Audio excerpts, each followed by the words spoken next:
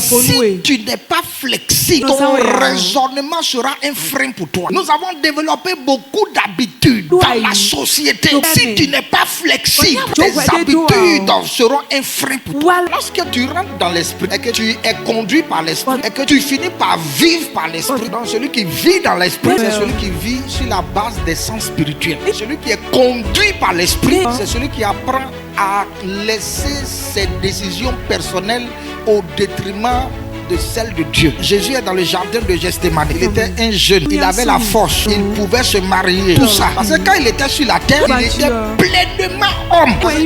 Pour accomplir l'œuvre salvatrice, pour être identique aux êtres humains, il fallait qu'il renonce à sa divinité. Sinon, sur le plan juridique, Satan pouvait dire Dieu, il n'est pas pleinement humain. Donc, son sacrifice n'est pas parfait. Donc, Jésus va renoncer à ses facultés divines pour devenir homme à 100%. Et c'est pour cela qu'il aura besoin du Saint-Esprit. Comme tu as besoin du Saint-Esprit aujourd'hui, il va faire le baptême d'eau, qui est le baptême de repentance que Jean faisait. Bien qu'il n'ait commis aucun péché, parce qu'il est humain, il est humain.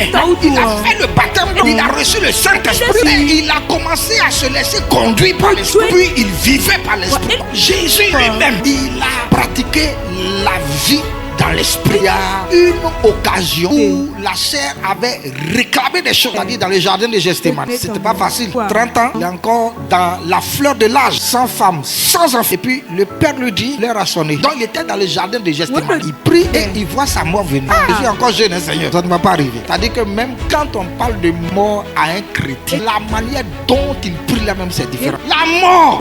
Donc Jésus faisait face à la mort. Et lui aussi, la chair voulait se manifester. Il dit, Seigneur, je rejette, je détruis, je renverse. Après, l'esprit lui dit, non, c'est pas ça. Tu es programmé pour mourir. J'ai 30 ans, je ne suis pas encore vieux. Papa.